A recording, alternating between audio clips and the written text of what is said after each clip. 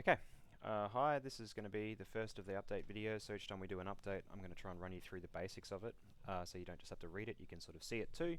So for this version, not a lot to show, but still a couple of handy little things. So where I'm at in the About window, update history, what's changed, in particular looking at the difference between the previous version, which was actually 103.2, not that it really matters, and 103.4. So 103.4 has added the XYZ axis to design options.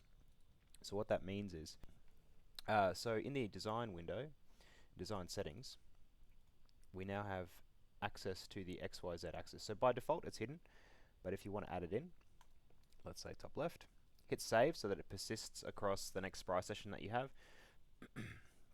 And if we head back to my design window, I've now got my XYZ axis visible. When you export images and videos, you'll also get the option of including the axis as well and move it around in this window as well. So alright, so that one's done. Cheers, just got a bit of water. There we go, stop coughing.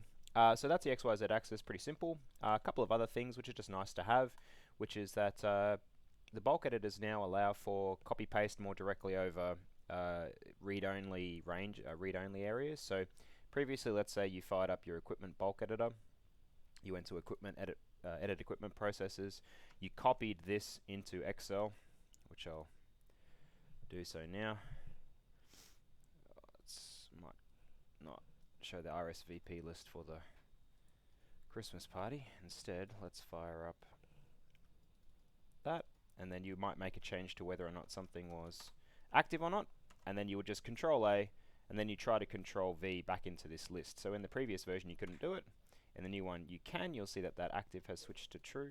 So in the previous version, if I pull up a slightly older version and you did the same thing, you pop open the bulk editor, whoops, not the process one, the equipment one. So in the equipment bulk editor for this one, if I paste it, you'll see you can't hear me, but I'm trying to paste. I'm unable to paste into this, even though like you wouldn't want to override it anyway. I just want to Control A, Control C, Control C, Control V over from Excel, but I can't. So in the new version, as I said, seems simple enough, but it's just a nice to have. You can actually paste into that, even though you can't override it, and it will like fill the rest of the cells out and make that change. And then the final one is just a performance one, which is that initial states are now faster. Because the demo model is already pretty quick, I've done something to exaggerate it.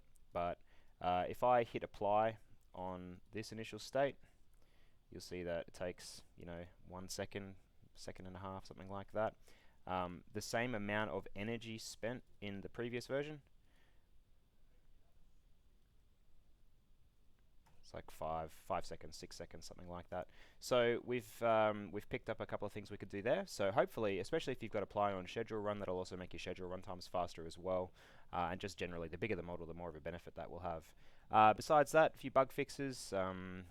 Relimiter should essentially be 100% stable now, and a few other things that have come through. But that's pretty much it. I'm going to keep it short and sweet. Sorry about the coughing before. And if you have any questions about that, or upcoming releases or anything that you need to see, please contact us, support@precisionmining.com or 07 3539 0000.